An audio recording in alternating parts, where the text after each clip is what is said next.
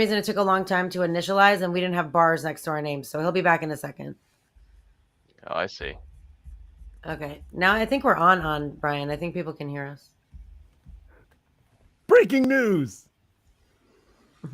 I don't think Brian can hear us, actually. Hello, everyone, and welcome to Kruse Control.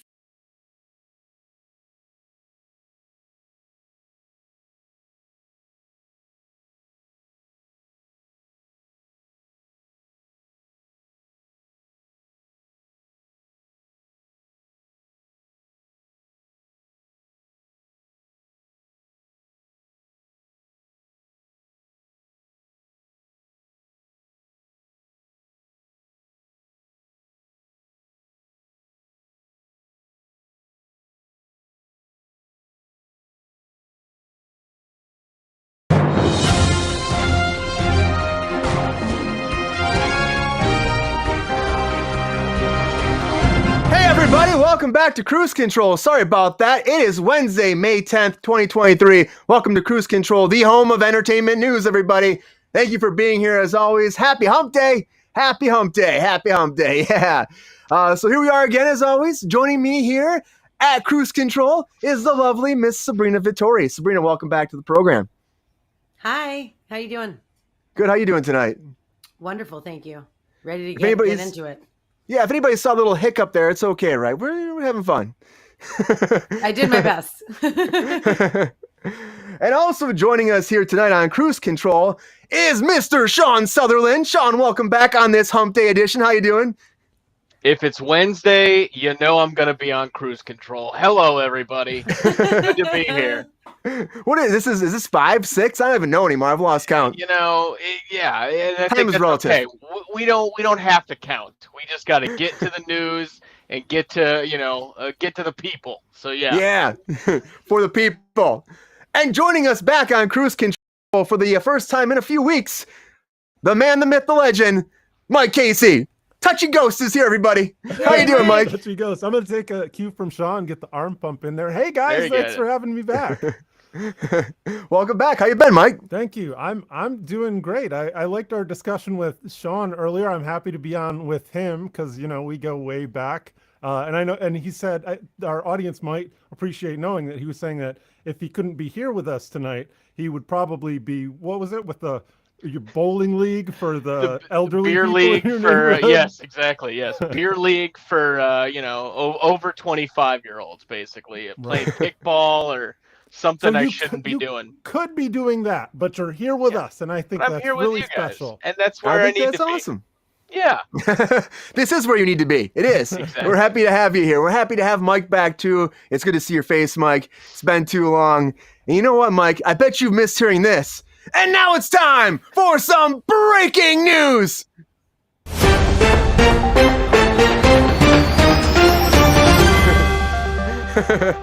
All right, everybody.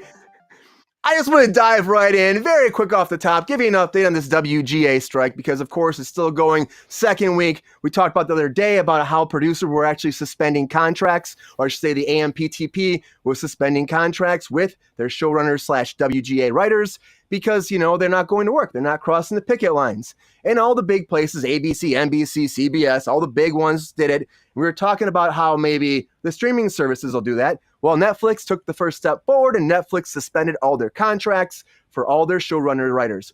Because again, there's picket lines and they're not crossing the picket lines. I mean, Netflix alone, outside Netflix studios, we actually had Imagine Dragons out there doing a live show for the WGA members, just cheering them on and supporting them and just being there for them, which is huge. It's great. A lot of celebrities have been coming out. Jay Leno was giving out donuts. You got Pete Davidson in New York handing out pizzas. You got Jason Sudeikis holding that sign at Warner Brothers, you know, picketing with the WGA. It's pretty great. It's pretty great this is happening. The support is there for the WGA members.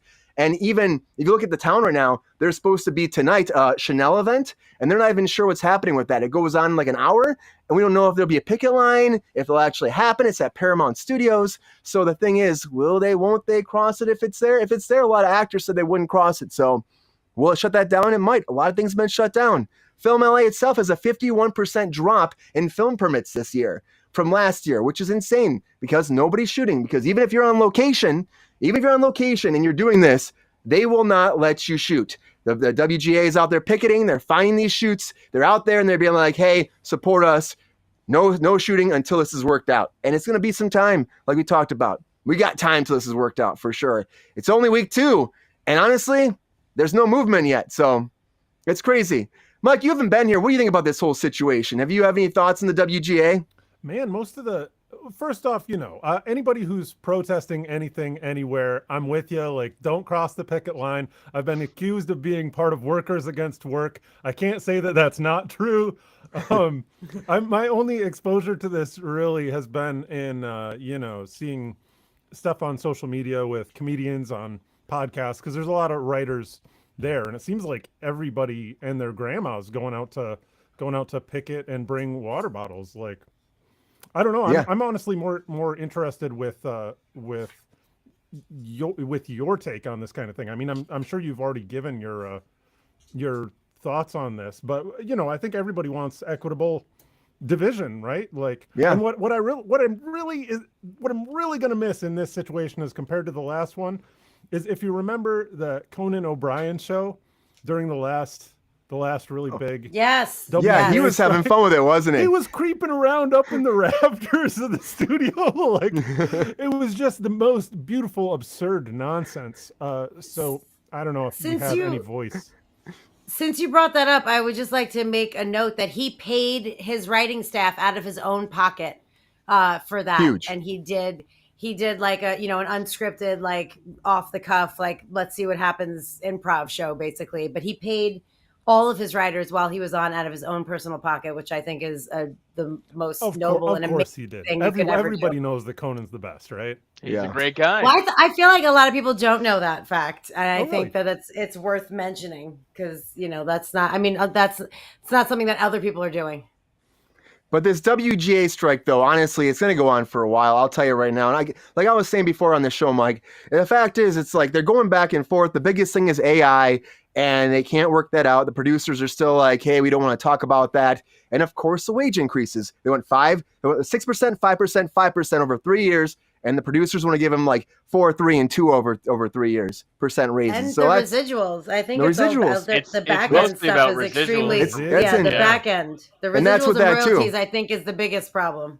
Yeah, that's what that too. And the writers' rooms. They want the writers' rooms to be there. They want writers on set more than they have now. There's a lot of issues they're not budging on. And of course, May 15th, they have a big picket thing happening. And until then, I don't think any negotiations will happen, because they're just trying to like put it out there like, hey, we could shut you down. And that's what happens. I read today that WGA wants their producers to reach out to schedule a talk, and the producers want the WGA to be the first person to reach out to schedule a talk. Mom and dad are fighting. They're just stalemating and giving each other the cold shoulder, which is ridiculous. I mean, and yes, Rachel, Mike is striking from the trunk of a car. I'm not in the trunk anymore. I am out of the trunk. This is just my screen. I've disassembled my way out of the trunk. Here, I can close the lid of it if you really want me to. Oh God, yeah, it's falling on the top of you there, Mike. Oh no, wait. Oh yeah, careful there, Mike. Don't cave in. Don't cave in. Okay. But someone that did cave in, and this is a fun surprise for everybody here, and had another kid is Robert De Niro. Robert De Niro had another kid, everybody. Wow. At 79 years old, he had a 7th kid. Kids? He might as well. 79, he just conceived another child, and with probably Tiffany Chen, his girlfriend, since 2021. This is some fun, gossip star shit right here, but I thought it'd be kind of funny. She's 78 years old? No, Mike. You flip a coin, you can probably tell me better. She's probably younger than him, that would be in the Guinness Book of World Records. Like, I don't think that's humanly possible. That would be like the latest menopause of all time. No, she's probably younger than him, Sabrina. No, but you said she's 78 years old, and I was like, no, that's not possible. Like, that's ridiculous. I'm a 79-year-old having a kid. I'm very impressed, and the kid will be financially taken care of, so that's good on him. It's great. Like, the biggest problem with people who are intelligent, couples who both work and are not exactly where they want to be financially, or work wise or whatever, hold off on having kids because they can't afford them. One person can't afford to not work because they need dual income household and that type of thing. So, if you have the money and you can take care of and not that it's all about money, obviously it's about parenting as well, but if you can provide for your children, it makes it less of a decision, or less difficult of a decision to make. So, good on him. Give someone else a great home. It makes you And give wonder. someone else He the probably right doesn't to be care like, anymore. I'm He's Robert like, De whatever. Niro's kid, bro. De Niro gave up on condoms a long time ago. That's all I'm saying. I mean, I'm sure that he's just as surprised as his girlfriend to get pregnant. I don't know. Yeah. I'm surprised he's still, hey, good on you, Mr. De Niro. It's still as virile as they come, I guess. Yeah, keep it going. Keep it going. He's going to have like this whole little acting troupe. They'll be like traveling across the countryside, putting on plays for the gentry. The De Niros, yeah. The De Niros, yeah. Well, he was saying he encourages his children to be the best version of themselves and to like follow what they want to do with their lives and not pressure them to follow his own path, because he says that's really important as a parent. So, which is good. Let his kids find their own way. And it's like, maybe they'll be actors, maybe they won't. I mean, this kid probably really won't know their dad that well. But then again, De Niro might have a critical, like, some kind of like chamber he can go into and like live forever. You never know. How can you say, you're saying, but just because he's old, because he's going to die when they're 10 years old. It's rather morbid. That is rather It's a little morbid. It's a little morbid, just like Beetlejuice is a little morbid because he's pretty much a walking corpse, everybody. So Beetlejuice 2, just a quick update for you. I know we talked about this before, but Beetlejuice 2 officially has, after Child 8. But Beetlejuice 2 is coming out September 6th, 2024. They officially announced the date for coming out. Jenna Ortega, of course, is coming in here to be the daughter of Lydia. We got, of course, Michael Keaton back to be the titular character himself of Beetlejuice. You got Willem Dafoe just signed on for this, too. Willem Dafoe is going to be a ghost police officer of some sort. Interesting. Justin Theroux's going to be in this, too. They really haven't said what he's doing, but he's some kind of promoter in this. And it could be good. Of course, Tim Burton's coming back to do this. He hasn't had a movie come out in 4 years. His last movie was Dumbo. And now he's bringing back to theater Beetlejuice for the first time in a long time. You missed two very important things. What's that? Winona Ryder and Catherine O'Hara are both coming back as well. And Danny Elfman's doing the score, obviously. I mean, that's like pretty much goes with the territory.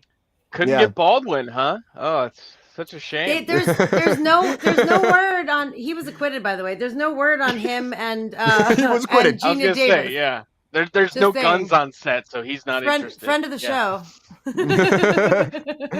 I mean, honestly, even bringing the rest, I mean, it's great that they're bringing the whole cast back. It makes me think they're probably changing this premise because before it was supposed to be Beetlejuice goes to Hawaii, but now it's not that apparently. I don't think. Hopefully it's not. I think it was, hold up. I think it was set in Hawaii, not Beetlejuice goes to Hawaii like Ernest goes to jail. Beetlejuice goes to Hawaii. I'm interested. That's the crossover we need. I'm interested. Ernest and the Beetlejuice franchise is doing that. Yeah. Beetlejuice goes to Hawaii. I can't. Yeah. Ernest goes to hell and meets Beetlejuice. Perfect. That's a funny comedy I want to see. But Beetlejuice 2, I mean, I'm excited about it. I think it could be fun. Honestly, why not? Michael Keaton's having a resurgence for his old characters coming back, right? He still looks so great. Like once you put on the makeup on him, like it's going to be visually no difference. And I think as the audience, 100%. We're going to be like right back in there with him immediately. Yeah, you'll be all about it. You'll be like, oh, this is just like we haven't even like missed a step here. It's the same as it was back in the 80s. Right. Well, good for him. Start doing the voice. Like, and he'll be like, oh yeah, I remember that guy. I can't wait for the first trailer. I can't wait. It's supposed to shoot in London, and the thing is, it was supposed to shoot this summer. It might be delayed, of course, again, because of a writer's strike. Mr. Bean crossover. Mr. Bean. It's really weird that they're announcing a date that it's going to be released. Like, I mean, isn't that this far in advance? The horse before the cart? Like, before anything's been shot. I don't know what's happening in Hollywood right now. The horse is supposed to be before the cart, I think. Oh, well, then what is the saying? Cart before the horse. The cart before. No, I don't think that's it. Is that the saying? Watch your arse. Watch your arse. Well, now the horse is out of the barn, you guys. That's it. I'm done. Yeah. The one time you weren't antagonizing me, Sabrina, I had to come after you. Oh no, I appreciate it. No, I love. If I'm wrong, it just sounds weird. The cart before the. Yeah, all right. I guess you're right. Whatever. You know what I'm saying. You get the idea. Yeah. Mm-hmm. Well, speaking of furry animals that are fun and like a horse, I'm going to talk about Bugs Bunny. Bugs Bunny is coming back. On your A game tonight. That was reaching. That was reaching. A little bit, but Bugs Bunny is coming back in a feature film, everybody. Not Space Jam 3. It's not Space Jam 3. We're talking about a Bugs Bunny standalone movie. And of course, made famous the Looney Tunes, everybody, back in 1938 when this officially came out, which is crazy, 1938. It's a long time for Bugsby going, what's up, Doc? But Robert Rugen is going to be writing this. He actually came out and said, I'm writing this. I'm working with Warner Brothers, doing this live action animation hybrid featuring, of course, Bugs himself. And of course, they're going to be doing more of that 3D thing, they're saying, because Bugs Bunny and Space Jam 2 went from being 2D to 3D. So they're saying it's probably going to be more of that kind of look. And they've taken Looney Tunes into 3D. And it's going to be content that's going to be great for Looney Tunes fans all out there. And of course, if you want to watch Looney Tunes right now, you can see it on HBO Max, soon to be Max, everybody. But Bugs Bunny is going to be hopping around again in theaters. Been a while. By himself, at least. But there'll be crossovers. There'll be Daffy will probably be there. You know, you can't have him without the rest of the Looney Tunes, I don't think, right? What do you think, Sean? You can't have them without the rest of the Looney Tunes? Come on. No, it's, Kermit doesn't do well as a solo act unless he's singing, right? So the same thing can be said for Bugs Bunny. Give the man his supporting cast. Give the man, the man. Give the cartoon The man. rabbit. Give the man. His duck, his antagonistic, hunter with the weird slack-jawed, kind of way of talking. No, I think we're going to see a lot more of the tunes than just Bugs in this movie. We have to, right? Have to. I think it's funny because there's really no official stuff at all from Warner Brothers. The writer came out and said this, kind of spoiling it for people a little bit. Or WB was probably making a huge announcement, and now they can't because it's kind of out there already. But this is what happens all the time. There's always leaks like this. People just get excited, like, hey, I'm working on this. It's going to be great, Mike, do you want to see a Bugs Bunny movie by himself, or do you want to see a Looney Tunes movie? He needs his Greek chorus. I'm with Sean on that. And your comment about Kermit is incredibly adroit. Yeah, think about it, right? I mean, come on. Yeah, I mean, it really made me think. Is Porky Pig insensitive these days to people with speech challenges? That's a good question. About that. Might get canceled. I mean, our president is Joe Biden. He has a speech impairment, so that's fine. I mean, everyone's fine with that. Yeah. On the other hand, it's representation though to some degree too, right? Yeah, that's what I'm saying. It helps feed it out. People know that happens. That way. People suffer from that shit, Yeah, get Bugs' PR team out there. I don't know. Give me some Daffy Duck. You're a Bugs Bunny bro until you're 8, and then if you don't switch into the Daffy years Daffy, era. Daffy Dingoes. The pluckiness of Daffy. The Pluckies, yeah. Like Plucky Duck. Friend of the show. What I'm trying to say is that I really love the representation of the id that Daffy Duck presents, and he's all about himself, and that gives me a chuckle. I don't know about this 3D Bugs. I'm just harkening back to the last time I saw Bugs in really 2D, which would have been in 1990, Cartoon All-Stars to the Rescue, where all the cartoons from all the different IPs come together to combat anthropomorphic marijuana smoke. As I recall, it's some villain. I don't know. Anyway, if they don't bring back that anthropomorphic weed smoke, which he's like a mustache or something. Yeah, maybe, and it would look a lot cooler in 3D, I think. It'll be a vape this time around. It'll be a vape, right. Yeah. Still evil, still Yeah. Mm-hmm. So that's and what Rachel need to do. Like Rachel was saying in the chat, she thinks that Porky's better than Speedy Gonzales. And of course, Speedy was little PC wise. Yeah, PC wise, I still like me some Speedy, but I get it, Speedy has a lot of supporters in the Latinx community. I know this for a fact. You know who was worse though? His cousin, Slowpoke Antonio. He was the worst one. I mean, he was Slowpoke is that a real person? That's what his name was. Yeah. He was worse. Character? I got it wrong. I don't even know what's happening. He right was now. worse. This is why Mike and I are here. I'm We're just here to keep you honest, really. Yes, keep us honest, because he was definitely worst. I mean, he was not good. I don't think so. But then again, it worked at that time because people didn't care and people just didn't understand. People were worse. People Well, are worse. It's weird that we're getting this news after, especially I think last week was it, or maybe the week before, we talked about the Tiny Toons revival that's coming out. Yeah. And that's kind of going to be maybe the precursor to this. Maybe this is going to be launching a new platform for Bugs Bunny to Looney come Tunes and universe, a multiverse. Yeah, why not? LTU, let's go. It might be happening. You never know.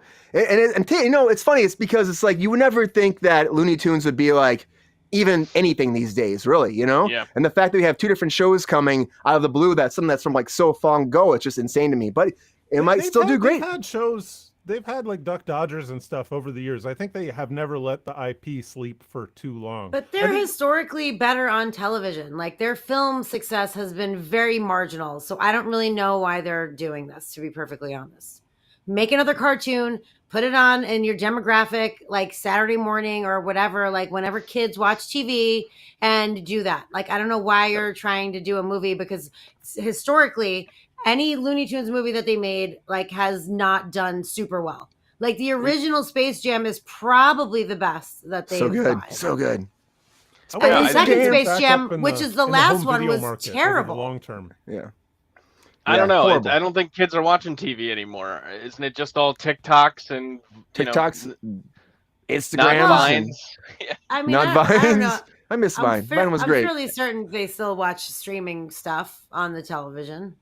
Yeah. I mean, Bluey, how many though. kids do you know have like like every minute they want on an iPad? Like everyone that I know that has kids, you have 10 minutes, you have 15 minutes, you have 20 minutes. Like there's what fills the rest of their time. Right, Kids are not going to go outside and play tag anymore because episodes. everyone doesn't want to do anything. What might be filling their time very soon is an animated version of Babylon And 5. here we That's go. right, because Babylon 5 is coming in animated form, everybody. And if you're a big fan, you're probably excited about this. I never really watched this, but Babylon 5 is the adventures of Babylon 5, a space station which is house military staff and alien diplomats. But the actual creator here, Michael... I'm going to butcher his name, Straczynski. He's coming forward and saying, hey guys, he sent a tweet out and he said, I'm doing this. It's actually done, by the way. It's 100% done and finished, and it's going to be coming out very soon. So it's just not an announcement. It's like, it's done. Like he says, it's 100% happening. It's raucous, it's heartfelt, it's nonstop, it's a ton of fun. And there's no information, but next week he said there's going to be a huge announcement. This is done with Warner Brothers Animation and WB Home Entertainment. And he said it's in the can. After 5 seasons, 110 episodes, 6 television movies. And he's saying this is a love letter to the fans, and it's coming back. So if you love yourself some Babylon 5, if anything's run its course, it's this crap. I mean, are you kidding me right now? Like, are you kidding? It's huge to do an animated version of an old show. I think that's something that's like becoming a trend right now. Yeah, it's a huge hard pass is what it is. It's a huge hard pass. That demographic is gone. That movie, I mean, it started in 1993. Like, who are those people that are watching it? You know what I mean? I bet the hardcore community is like on fire now more than it all ever has. 7 of them. All 5. 7 of them. They're so jazzed. They meet every Thursday, and they're like, I can't wait for the animated. So hot right now. Babylon 5. Dozens of meetings all around the country, and they're still paying to get. It's 7 people in each state. Going to conventions, It's ridiculous. This blew my mind, and please just. It's a way to bring the cast in. I guarantee the original cast will be back because you make it animated. They are doing the voices most of the original cast. The ones that are still alive, I'm sure some of them have died by now. But it's like it's ridiculous. Damn, I don't know why. Really ripping on old people tonight. I'm just saying, like, it's from 1993. I started it. 5 seasons and 6 movies. Like, that's enough. You've done it. 110 episodes. Do something else, bro. What else you got in your fucking brain there? Like, write something new. Like, this is absurd. Come on, we're digging for IP. We need more universes. Yeah, like I'm thinking of when they did Farscape. They ended it. They did that movie, The Peacekeeper Wars. Mike, you're with me on this. Like, I have very limited Farscape knowledge, but I do know it's Muppets did in either space. Did either of you watch this? Okay, 3 of you. You're 3 nerds right here, right? Self-proclaimed nerds. Has anyone watched this piece of shit? No, that's a hard no. Exactly like I said. And Rachel just said she knows a lot of nerds, and none of them talk about Babylon 5. So I would just like to rest my case The people who are watching Babylon Forever probably our parents' age, and they are, trust me, not waiting for this animated series. Like, let's It's be real. true. Think of But you how know what many- these three nerds have watched? That's Star Wars. That's what these three nerds have watched. I'm sorry, Good Mike. segue. I'm getting No, into no, it. no, Who cares about Babylon? I mean, the people love Babylon 5. I get it. But Star Wars movies are going to be going back to being events. That's what Kathleen Kennedy said. So no more of this back to back to back to back to back pumping it out IP. Of course, if you go back to when they first bought Star Wars, 2015 Force Awakens, 2016 Rogue One, 2017 Last Jedi, 2018 Solo, 2019 Rise of Skywalker. And she thinks that the product is hurt because of that. So there's a new strategy coming forward. She wants to bring the magic back, she said in an interview with Empire Magazine. And she wants to be like more like the James Bond franchise, she was saying. Like, we release them every 3-4 years. You know, we kind of build towards them. Now, does this mean that we're not going to have trilogies? Well, she didn't say anything about that. And I think the whole Rey franchise now that we're doing a spin-off of Rey 15 years later, I feel like that will be a trilogy. It'll have to be, again. I feel like they'll do that. I feel like they'll just like it too much. So they'll be like, we need 3 more movies of Rey, and we need to have her, be the limelight again. What does everybody think here? Do you think this is a good thing? Mike, let me go to you first. Mike, do you think it's a good thing to make these events, or do you think that they should just really just plan it? Let's do 3 in a row, knock them out, and call it a day? I've got a lot of feelings about this.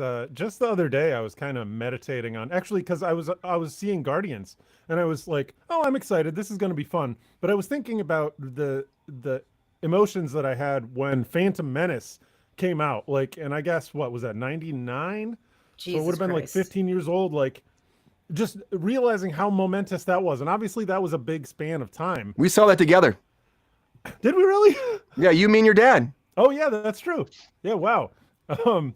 Were we not excited? We were super excited. So I mean, it's IP fatigue, really, is the wider thing that we're talking about, and it's not surprising that we feel it because we're getting beaten about the head and shoulders with our favorite cartoon stars. What I want to know is because in one of the articles that I read today, what they told us of about 15 different movie projects coming down the pipeline, and I'm like, okay, so if you're not giving them to us every year, this is over the course of the next 45 10 years is your plan? No. So I guess that's my question to you guys then is, so are they just going to splinter it in some way, which is, I guess, kind of more of the same of what we've been seeing, right? Yeah, it seems like it. What I'm hoping that they do with this is do more standalone things where it's not so contingent on having seen the show, having seen this movie previously, or familiar with these characters. I've mentioned and talked about this. Well, then it's not Star Wars.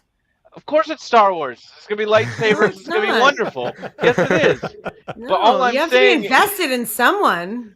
You could still be Go watch invested. Dune then. Just watch Dune and leave Star I Wars. am Dune was gonna good. watch Come on. Dune. Let's talk Leave about Dune alone. I fucking love Dune. Dune. Leave Dune out of this, all right? I know. What I I'm did that on trying to say- purpose. Leave Is Dune there- out of this. Everything is so interconnected at this point that, yes, you do feel out of the loop if you don't watch something or know where a certain character's backstory or religious beliefs came from. Okay. And I think that is the problem, because there's so much kind of baked into the layers of these shows and these events, or whatever you want to call them. It's just hard to keep up with everything. And yes, I can pay attention to what's going on week to week with Mandalorian, but how much do I really want to go back and watch the old films? How much do I really want to go back and watch another spin-off film to know what Boba Fett's, podiatrist thinks about Watto or something? I don't know, right? Yeah, I'm coming up with zingers. This is great. I like them. But no, I think this is I completely agree. It's fatigue. Something needs to change where it's just a little bit more enjoyable and less so much of, well, I got to get through this slog of, X amount of episodes, X amount of seasons, and I could just enjoy something again for what it is, a self-contained story. Yeah, which is great. That's what you want. And the thing is, though, too, like Mike was saying, as the way they're spreading it apart, it just sucks. It's it feels like they have a plan, but they don't have a plan to me overall. I feel like they're like, we have a plan, but it's going to take us a few years to figure it out. And I like your idea, Sean. It's what Mike said. It's gonna be 45 years. They have announced. If Hold they on. mean it. This Hold is on. all I didn't for get- Robert De Niro's kid. This is I It didn't get is. his turn yet. So they can be the next Skywalker or Palpatine. Currently speaking, they have 2 animated series that just dropped. They have Andor season 2, The Bad Batch, Ashoka. Is that how you say her name? Ahsoka. Ahsoka. Ahsoka. Yeah, A lot of her. cartoons so far. Yeah. No, she's not a cartoon, and neither is The Bad Batch. Skeleton Crew Bad series. Batch is. Bad Batch is Skeleton definitely a Crew- cartoon. Oh, it is. That's live action. sorry, Skeleton I Crew's have live that- action. I have that written down under a series. I guess because it is still a series, even though it's a Series. cartoon. I apologize. But from what I read, it was 2 animated series: Visions Volume 2 and Young Jedi Adventures, which, whatever. And then Young there's Visions was actually great though. Visions was like okay, stand- not the again, point, buddy. Not the point. Andor season 2, The Bad Batch, like I said, Mandalorian season 4, and The Acolyte. Those are all series. Those are all just series that are recurring that are going to be happening, right? Then movies. They have James Mangold's movie, which the premise is still unclear. They have David Filoni's movie, which is going to be a crossover from all of the television and work it into a film. Then they have what is her name? Charmin Obed Chinoy, the woman who directed Ms. Marvel. She's doing the Ray movie, the OG Ray movie, the first Ray movie. Then there's Sean Levy, who is the Ryan Reynolds director. He did Free Guy, and he did that Adam Project, and also he's great. Deadpool He's doing 3. Deadpool. He's doing Deadpool 3. He also has a Star Wars movie in the mix. And then there's Taika Waititi. And then they also have an Outlander movie that's going to be about Lando Calrissian, that Donald Glover's going to play. And they also have Knights of the Old Republic and a droid story. When is it going to end? Yeah, so I don't A understand. droid story. Obviously, Kathleen was talking so every about 17 the next 20 years, years. we're going to have a movie. And when I'm on my deathbed, I'll be seeing the last one. This is absurd. It's absurd. Bravo for doing your homework. Yeah, hey. I'm astonished. Talk Bring it about out being there. prepared. I saw notes. This is great. All the You had notes. handwritten notes. Look at that. Wow. I don't fuck around. Oh shit. But there is a lot of content they have coming, features, series, all that. And honestly, there is a lot they're doing, but there's some of this stuff isn't planned out completely. Again, the Mandalorian movie they're talking about, they're like, we're gonna do it eventually. We don't know when. Well, that is gonna be the David Filoni's movie. It's gonna be the crossover of Mandalorian and the Book of Boba Fett. Ahsoka and Boba Fett. Thank you for pronouncing her name again for me. Everything.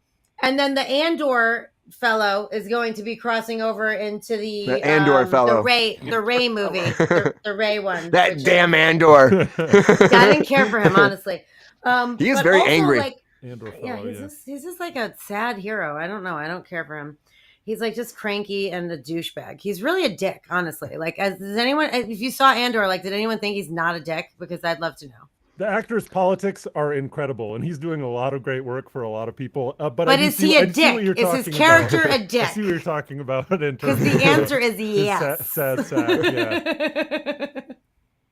yeah. Yeah. Really quickly, Brian, because you said there's a plan but not a plan. This is the last thing I'm going to say. But literally, it said on the Sean Levy thing, they're he's busy with Deadpool 3, so we're not really sure how that's going to work or when that's going to work. We're in contact all the time, but when he's done with that, then we'll talk about it. That's not a fucking plan. You know what I mean? And then they're oh well, Taika Waititi is just working by himself. He's doing a meditative process. He doesn't want anyone else involved. I totally understand that. When he's done, we're going to talk. So, you're saying it's going to be a Bond-style approach, which, by the way, doesn't make sense because Bonds are not – you don't have to watch every Bond to know what's going on in a new Bond. And that's to Sean's point, very much so. A lot of these Star Wars things are interconnected. So you can't do this Bond-style approach when all of those things are happening whenever these people are ready. There's scheduling conflicts. If they're ready to start shooting, Taika and Levy are ready to start shooting at the same time. Are you going to be no, we're not going to do that right now? I mean, it just doesn't make sense to me. I think this is stupid, and it was very hastily put together. There was just a lot of information being thrown out there and not a plan at all. Yeah, I get that. totally. But when the thing is, Sabrina, I just think that they're trying. Yeah. I mean, They're I think trying to she's get on just the trying- James Gunn bandwagon just- and the Marvel she's- bandwagon. Phase 1, Phase 2, 10-year She's plan. just trying to be like, hey, we're doing okay. Star Wars is great. We got a plan. You know, don't Make worry, that's Star gonna take Wars us a few special years. again. Yeah, make it If special. there's Put it on your something no hat. one ever said was, I'm worried about more Star Wars content. Like, we don't need an announcement from you. Like, we're aware it's happening. We're Yep, here. We see it it's- every it's- day. But It's we're happening. worried. Some of us are concerned, Sabrina. Just stop. Some No of us one's want to concerned. have our hands No held one is Absolutely. concerned. You are lying. You are not What am I concerned. going to do for the next 10 years if it's not indulge myself in Star Wars content? I As much as I can. mean, come Well, on. you know what you're gonna do, Sean? You're gonna watch the new Gremlins animated show. That's what you're gonna do, because Yeah. the new Gremlins animated show is Yeah. coming to Max. Now, when it comes out, it will be officially branded as Max from HBO Max. And of course, Gremlins is called The Secrets of the Mogwai, and it's gonna be about a prequel to the 1984 classics Gremlins feature. We're gonna follow a 10-year-old kid named Sam Wing as he sets on this mission to return Gizmo home to his people. That's the whole premise. Amblin Television is producing it along with Steven Spielberg himself. So you're going to have that tie-in, which is pretty big for something like this. James Hong is taking over. He's going to be the grandfather in this. You got BD Wong in this. You got Ming Nang in this. You got there's a bunch of people in this. George Takei's in this, Sandra Oh, Randall Park. Wow. And there's a lot of people. Wow. It's a big cast for this. Star-studded Star cast. power. Yeah. Good names, wow. yeah. Yeah, and it's coming out May 23rd, and it's not that far away. But my question is, like, do we need this? Do we need a Gremlins TV show? The animation in the trailer looks pretty cool, but then again, it's like, do we know what happened? We know what when Gizmo's in the thing. We want the Gremlins. How did the Gremlins come if we're trying to get them home? Do they feed them after midnight on this adventure? Like, what's happening? You know? Obviously, they feed him after midnight. Did you watch the trailer? He definitely ate after midnight. The clock said 12:15. I know, but I'm just saying, like, you're on an adventure. Just He also whatever. was in a toilet bowl popping babies out, like left Yeah, and he right. was, You know what I'm saying? That was happening. Haven't we all been at some point? And Yeah, we've been- I mean, And come on. Gizmo That's a looked. Tuesday night. Gizmo had a real Baby Yoda vibe. That's all I would like to say. He had a That's the real thing, Baby right? Yoda But vibe definitely- the whole time. Yeah. It's So- actually the Tied other into- way though. It's that Baby Yoda had a Gizmo vibe. Nah, It's- B. Nah. Yeah. I Nope. think there was some serious discussion. Yeah, but the internet OG discussion about this Gizmo, at the very the end. OG Gizmo was not as well done because it was so long ago as Baby Yoda. Looks like exactly Baby like Yoda- Baby Yoda. They ripped him It's- off 100%. They really ripped him off. You He can kind No of way, color dude. him green. You're Yeah. gonna see I'm- some it's things. a I'm Baby sorry, Yoda. but Yeah. Yoda looks like that, but big. So let's rein that Oh, in, okay, by fair, the fair. way. Like, it's a little version of Yoda. Look at old Yoda, and then look at Baby Yoda. They So they're not crossed- ripping off They Gizmo. crossed, what are the bears? What are the bears called? The little Star Wars Ewoks. bears. Oh my god, they Ewoks, crossed an yeah. Ewok with Yoda, I got you, Mike. and they got Gizmo. Thank you, No problem, buddy. I'm just saying the cartoon. He was super cute with those puppy Gizmo eyes, puppy Baby Yoda eyes, whatever you want to call it. It's got a lot of star power. No Steven one's saying Spielberg's Gizmo behind isn't it. cute. I want to make Gizmo's that very super cute. clear. I mean, he's like, but and that's why he arguably- loves him. In the cartoon version, way cuter than a puppet. So I don't know. I'm kind of feeling it. I love Gremlins. I'm feeling We it. live in I'm different feeling worlds. it. I know. I live to disagree with you. That's what I do. I live to Okay. disagree with both of you. Mike. So what do you think about this? Are you excited about this trailer? You see it? Is it good that we're doing a Gizmo animated series? Or again, is it, why are we taking an old IP and making it into an animated show? I don't have any kids, and I think that nostalgia is the most toxic emotion. That said, take my money, please. I'm all about it. The Gremlins IP was never fully exploited. I've been asking for this for years and years and years. If they're not going to give us another movie, which they have teased, right? You saw maybe a year ago the Mountain Dew commercial, right, with Yep. Zach Galligan, one of the main characters from the original I two did not movies, see that. and he has been staunchly saying, like, let's try, and I haven't heard other voices trying to push it forward, but he's been consistently trying to push it forward. I mean, if you had no acting career and that was the one thing you did, wouldn't you be trying to push it forward? Yeah, Well, give me that. especially Give me that if it was Gremlins money. Gremlins, and let's be honest too. Gremlins 1, great horror movie. Gremlins 2 is the money That's maker. what I want. That's Where what the- I I was want. gonna say. Oh yeah. That's Oh, my yeah. favorite. I watched it maybe 6 weeks ago. It's not Oh, really? It's not a movie that I watch all the time. No, It still holds up. it's so good, man. It's so hysterical. Tony Randall is the brainy, like there's the comedic drops in that movie are like so fast. Like he turns around in his chair with a pipe, and you see that all of a sudden he's like this cultivated intellectual gremlin, and you're not expecting it. No. Yeah, more. More. Bring it on. More. What do you think, Sean? Are you excited about this animated series? Are you with Mike here, or do you think that we shouldn't be doing this? Gremlins was not in my nerd wheelhouse. Okay. I go for it, guys. If you can make something out of this and bring back this IP, by all means, go for it. But yeah, no, I don't care. Sean's like, nope. Whatever happens, it happens, Yeah. right? Yeah, basically. I mean, good on you, Gizmo. That was like my first AOL account was Gizmo SJS. Nice. That's all I got. That wasn't because of the Gremlins. That was because of the game Gizmos and Gadgets. Oh, okay. Oh boy, there you go. you built it up and then you broke it down. Sorry. Broke it down. Sorry to do it. Sorry to dash all your hopes and dreams. Yeah. It could be fun. Maybe this will actually lead the way for another project like Mike wants for a third Gremlins. It might happen. It might do really well. And now they're like, hey, what else can we do? So maybe we'll go into doing another one. It's gonna be cute, and I think that the fact that there's so many big names that were like, oh, I come in to do an afternoon record for this, like for Gremlins, like it shows you that there's goodwill that exists out there. So I don't know if there's a Gremlins 3 script that's out there, which the three of us honestly should write it this weekend. Let's go for it. Yeah. Gremlins 3. Here we go. Maybe it'll get some forward momentum.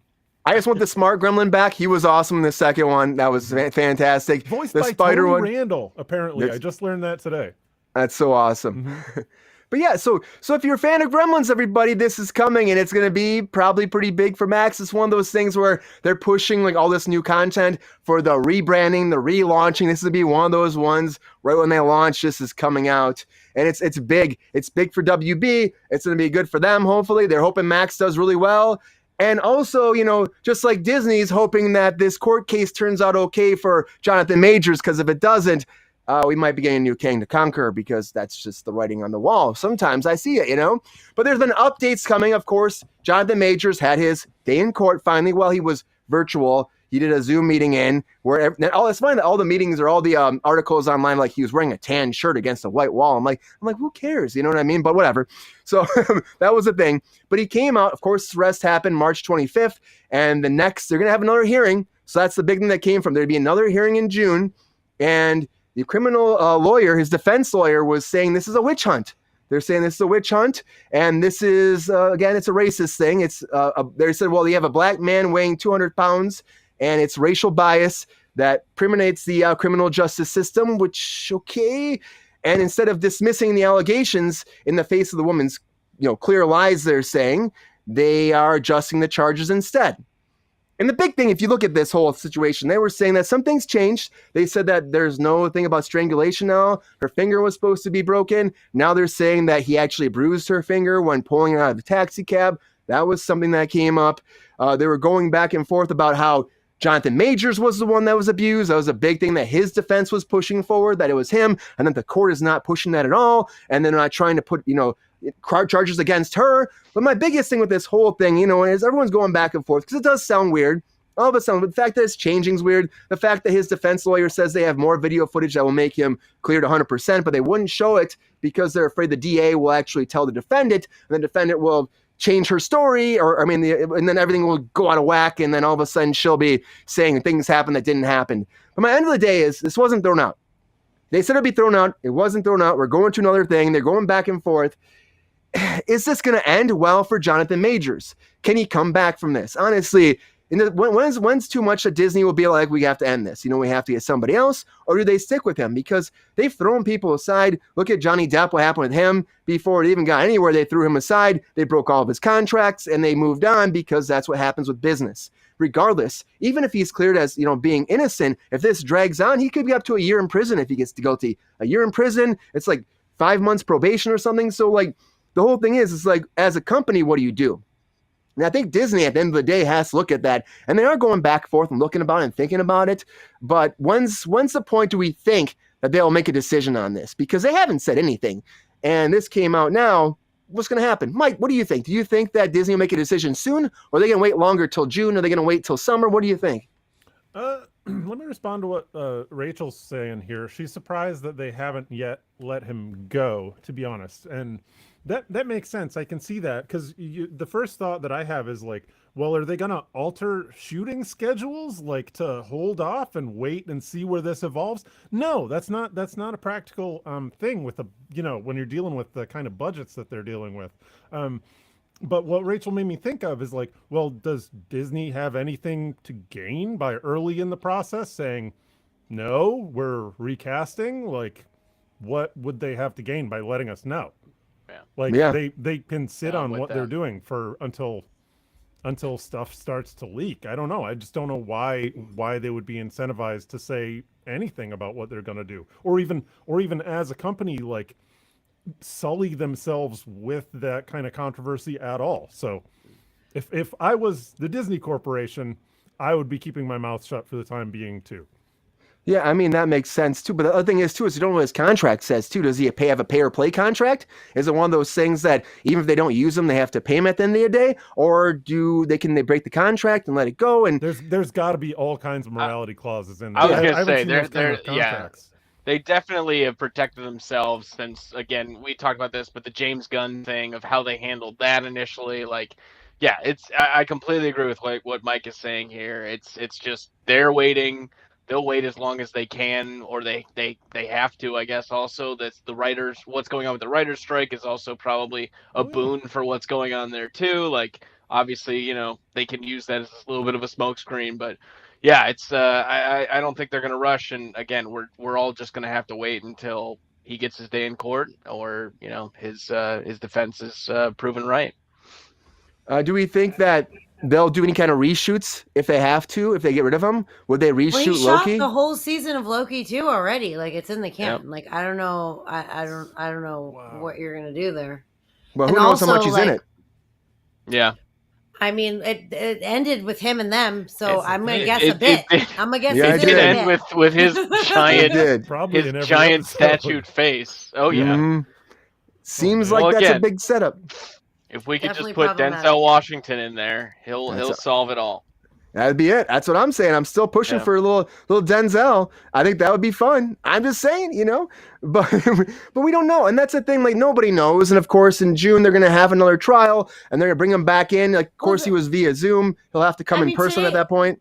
Today was just an arraignment. Like, they just basically read you your charges, Yeah. let you know what you're charged with, and then you plead guilty or not guilty. Like, it's the first baby step. You know what I mean? Like, that's like nothing happened. His lawyers tried to get the case dismissed because of their shoddy evidence and the text messages that totally read like a typical Lifetime movie of battered women.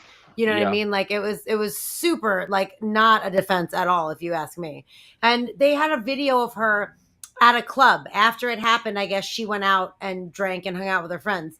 But like, if I just broke up with my boyfriend and he tossed me up against a taxi cab and fucked me around a little bit, I'd probably go out drinking with my friends too. Like, Yeah, that's irrelevant. really, You're totally right. Yeah. But that's what the defense was. They're like, look at this. She's out hanging out with her friends. He obviously didn't hurt her at all. She's totally fine. Look at her. She's fine. You know what I mean? Which is bullshit. And then they showed these bullshit texts, which is, again, clear. Like, it really looked like, reading it, it seemed like someone who is regularly abused by someone and apologizing, and because they don't want them to get mad. You know what I mean? The Like, defense does seem like they're pulling out everything Anything. Seeing what Yeah. sticks. Like, Oh yeah, they're just which throwing shit doesn't against the wall. necessarily, like, Look at you know. They And kept saying it was the also- cops, so they're like the white cops were forcing stuff in it's her like her just mouth, and also, if you want to bring historical racism in cases, you should also bring historical celebrity in cases, okay? Because when people are famous, they also have a great leg up. There's so many people who have been involved in much more serious cases have gotten off for things because they were fucking famous. So please don't with the racial card on this. Like, that's ridiculous. And I'm not saying it doesn't happen every day in courts everywhere in the world, because it does. But if you're gonna bring it in on this, it's ridiculous because he is a celebrity and a huge rising star that is all over right now. So it's ridiculous for her to try to say that. It's almost like offensive to me as a human being that you're going to try to say that to me. Like you just assume everyone's an idiot. You show some stupid text messages that don't help your case. You say she went out with her friends, which also doesn't help your case. And now you're saying it's racism. It's like, just stop grasping at straws and try. And she's like shaming the DA for keeping the charges after the irrefutable evidence. Like, just stop. Yeah. Okay, it's a criminal trial. He, whether he abused her or not, I guess will be yet to be seen. But whatever she's presented to me has been bullshit. And the girl was actually the movement coach on Ant-Man and the Wasp. So they've been together for quite some time. Yeah, that's the whole thing too. That's a big thing for Disney to have to deal with too. It's like because they met on Ant-Man. She's also 5'0", and skinny as like if a gust of wind came, it would blow her away. So I really, I don't see her abusing him as I mean, she may have been hitting him with all she was worth, but I can't see it being more than a mosquito for him. And I'm saying, like, it's not okay for her to do that. Like, and when women, like the whole Johnny Depp, Amber Heard was definitely domestically abusing Johnny Depp, like emotionally and physically. But like in this case, like if she was grabbing at his phone or whatever because she thought he was cheating on her, or maybe like slapping, it still doesn't give you the right to hit a woman in the face or to strangle them or to do whatever allegedly that he did. You know what I mean? So the lawyer just seems to be like, kind of going on some weird tangent where she thinks like if she just throws a bunch of shit against the wall, something will finally stick. And that's not how the judicial system works. And if they're holding it and going to the next level, that means that there is a lot of evidence. There's people who come out, they're supposedly, no one knows who they are, but there are supposedly other victims, right, that are working with the Manhattan DA currently. Yeah. And people who know those people have spoken out. There was actually a person who I believe is an assistant to a director, maybe at Netflix, who posted something on Twitter like February 14th. I remember because it was Valentine's Day, which was way before this actually happened, and said that I wrote down the quote, hold on, it said, he called him a vicious, cruel, abusive human being in both professional and personal life. And that was before the incident happened. And then when it happened, someone grabbed that and was like, well, I guess we know who he's talking about. And he confirmed, yes, absolutely. And that was before this even came to fruition. And then there's Tim Nicolai, who is mostly a theater director.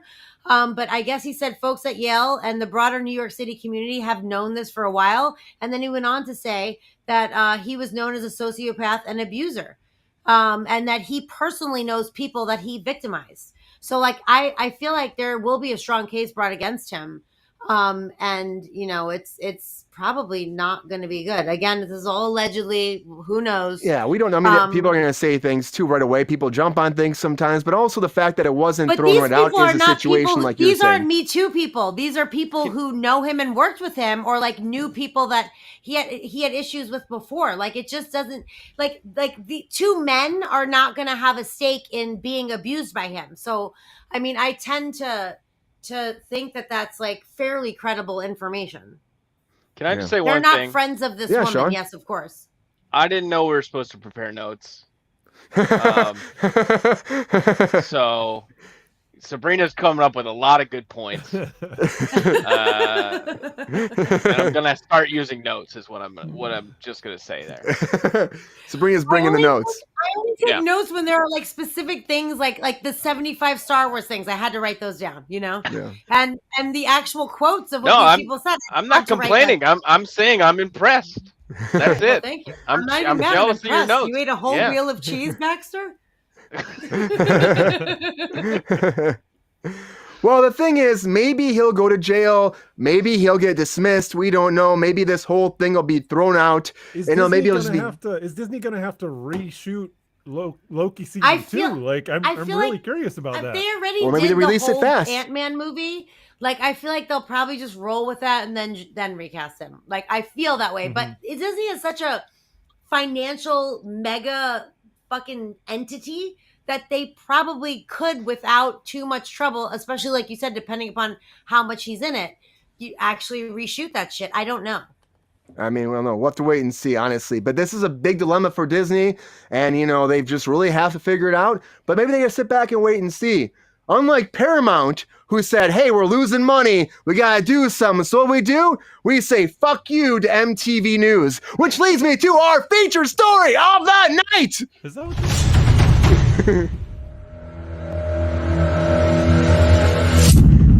They kind of did. I mean, I was kind of shocked that MTV News was still going on, by the way, everybody. But when I first read this, I thought they were saying MTV and it was MTV News. I'm like, oh, okay, all right, cool. But MTV News is going to be done, everybody, after 36 years. If you're still tuning in digitally to watch MTV, which apparently 6 million people monthly are watching this. So there's a lot of people still watching. Well, compared to it's more than I thought.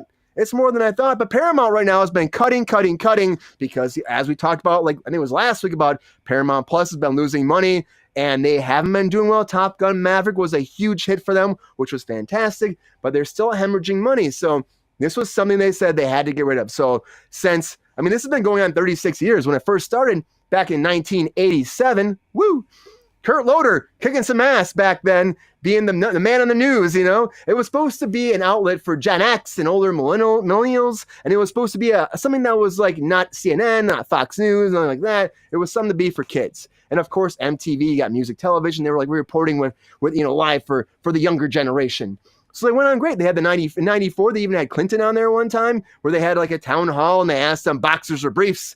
And that was a huge thing. Everyone went nuts about it. And they started asking every president boxers or briefs on these it's so funny, right? And Clinton's like, why would they ask me that? Why would you ask me that? But apparently that was the thing. But, they tried to cover disaster, tried to cover pop culture, the Emmys, the Peabodys. And, their audience did grow. It grew big in the 90s. Then all of a sudden it started getting smaller and smaller in the 2000s. And 2023, they had a big, it started going down this year a lot. 2017, they started actually decreasing it. And then 23, they made it even smaller. And now they're saying goodbye. See you later, MTV News. And the spaceman will walk alone from now on himself out there in the world. But anyways, it was influential at its time. MTV News is pretty big. It was a big pop culture news network. So what do we think about this? Mike, what do you think about this? Are you excited that MTV News is gone? Are you very sad? I'm excited that they're gone. I like when you People lost their jobs, side. Mike. Yay! And I like it, Sean. Or are you sad that this is an end of an era for MTV? Okay, MTV, the rise of the music video, I don't know, they had all kinds of great countercultural shit back in the day, but the point is, I can watch music videos on YouTube whenever I want. I don't have to wait until the once a year where they clear out the whole back catalog and wait until they hit the W's until Men Without Hats come so I can watch the video for the safety dance like I got to one time a year. Sure, I could have recorded it on VHS, but I also got to see all the Weird Al videos are right in that same area. So good. In terms of the news, they also brought us very early. When Kurt Cobain died, it was a huge thing. They were one of the first people to report on that too. I'm thinking they were early on the reality train, right?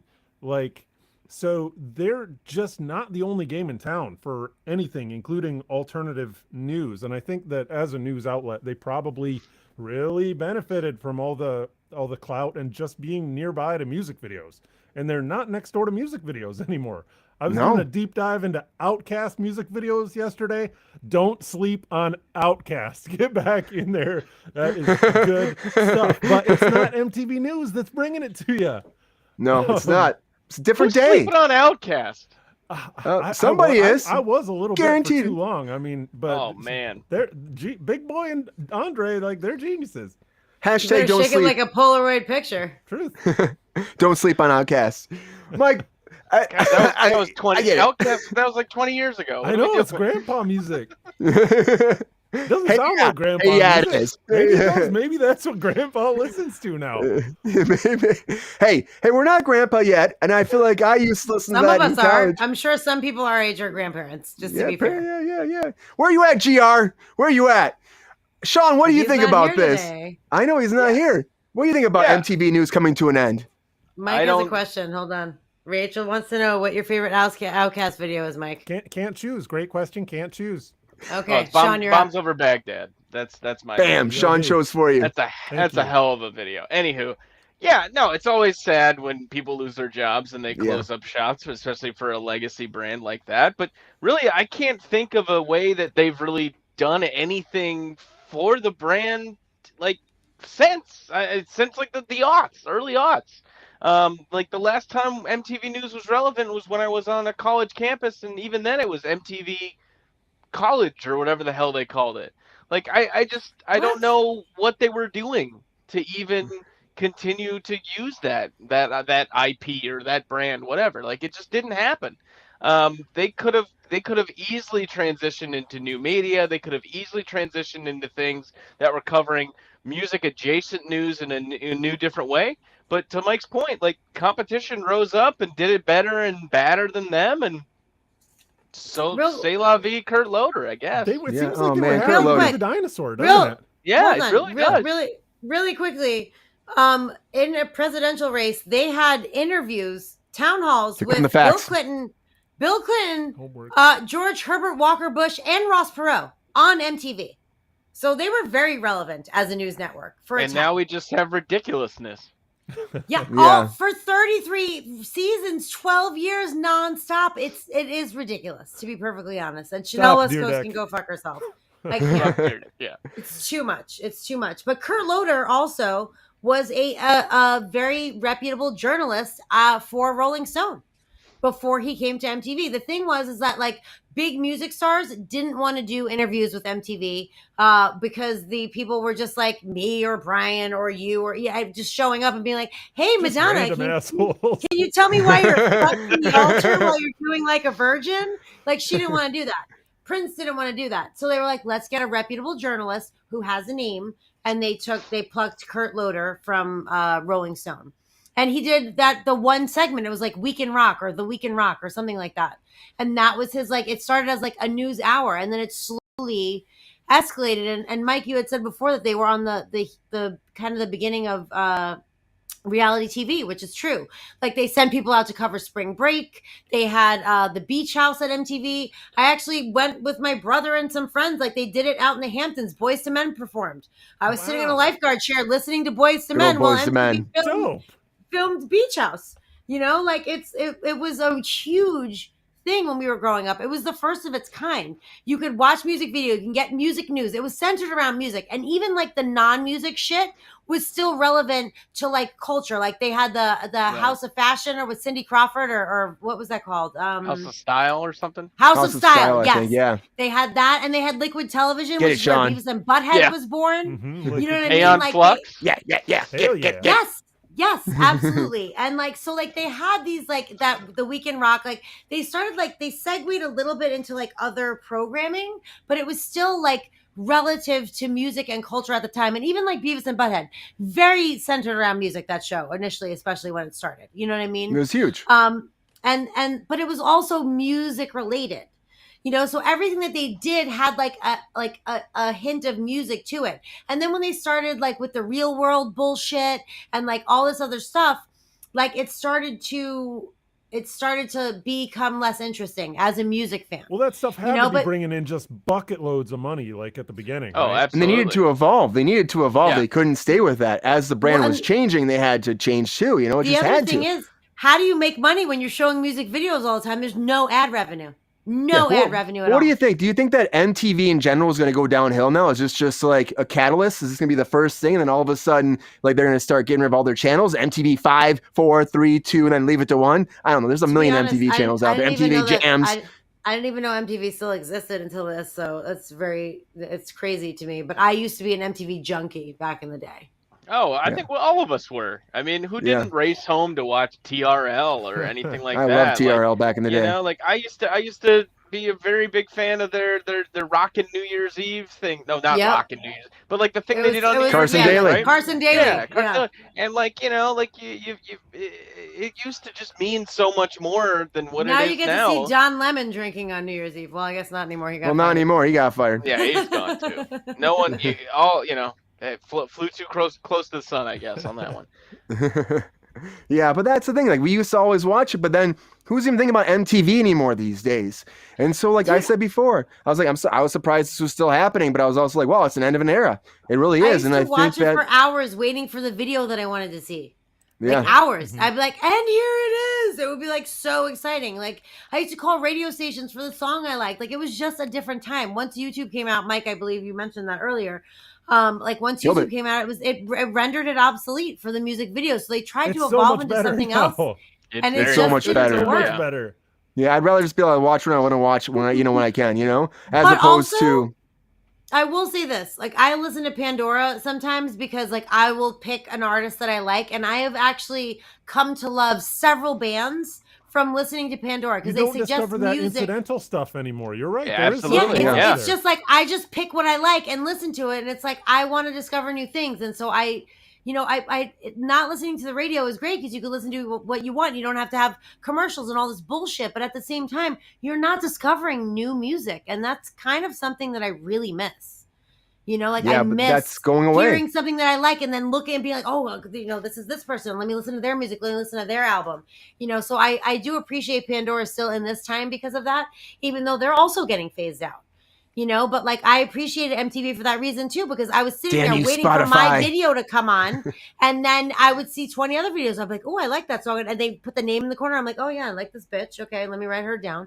It's You know not what I like mean? it's Like, not it's- an option. I think Netflix has they've got like a channel flipper version, right? That just kind of bumps They you do. through different Yeah. content. So it can be Netflix? done. I mean, they can design that with any media they want to. Like, question is just how do they make it profitable, right? Yeah. That's Well, the yeah, but, question of the like- day. That's what everyone's trying to answer at this point. Make a I don't profit. think And ma- MTV wasn't making a profit, and Paramount has been suffering recently.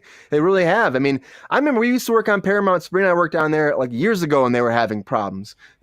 Honestly, you would think they've been doing great, but they haven't been, and they just stay alive every year. The pandemic didn't help. Now we have this writer's strike. Like, they got to cut. That's what it is. We They got to have cut. Cinegear this year. Yeah, June that makes them. 1st, 2nd, 3rd, and 4th. Cinegear. Come They'll on make down. money off that. They'll make. Paramount. They will, and they rent it out to Elon Musk once in a while. Like again, the gala you're supposed to do it like the Chanel gala was today. That I don't know if that happened or not. It was happening when we were live. Wait, remember what's his nuts had a SpaceX party there? Elon Musk. Yeah, Elon Musk. Yeah, He Muskicles. filled the you know? pool. He paid to fill the pool. That's crazy. It was pretty awesome. It was the best That's party I've crazy. been to at Paramount. But Yeah, I haven't it been was to a lot of amazing. parties at Paramount either. So anyways, Oh, but We've thrown been by to the many wealthiest rap man in the parties at world, that was a Paramount, good to be party. fair. it was great. It was pretty fun. Hard to believe. We went to, yeah. hold on. You've gone to several parties at Paramount. I have. Several. I have. Several. Mike, And how that many by far was parties the have best. you been to Paramount? All the parties that I've been at that were thrown by the wealthiest man in the world were not at Paramount. It was in the diamond mines. Yeah. Yeah. Mike did come to the Very good. Melissa and Joy Down rap at party Emerald's. though. Oh, That's there true. you go. That's Yep. true. Something. And he was running around. We did laser tag, and Mike's running around going, all three Lawrence brothers are there. And he's like, I'll get you, Lawrences. And he's like chasing all of them, trying to shoot them. It was pretty great. Rude, That's actually unnecessary. adorable. You were memorable, Mike. That's all that matters. Yeah. I guess. Anyways, everybody, thank you for being here tonight on Kruse Control. It's been fun as always. The hour goes by so quick. Sean, thank you for being here. Appreciate you being here on your Wednesday. Hope you have a great rest of your week. Thank you for being Thank here as always. Of course. See you guys next Wednesday if you have me back. Yeah, of course. Nope, you're course, fired. of You didn't course. have notes. Yeah. I'm gonna have a 2-page thing, and it's gonna be front and back. And you're gonna I'm eat expecting those notes words. next time. Son of a bitch! I'm looking. Damn it, Sabrina. I'm Yeah, looking you're next gonna time. do There were a Homework lot of stuff. things Yeah, I needed I'll believe facts that. on today. I needed fact references today. Fact check. I Mike, don't always thank you have for this. being It here just tonight on depends Kruse the Control. topic. Appreciate you as always.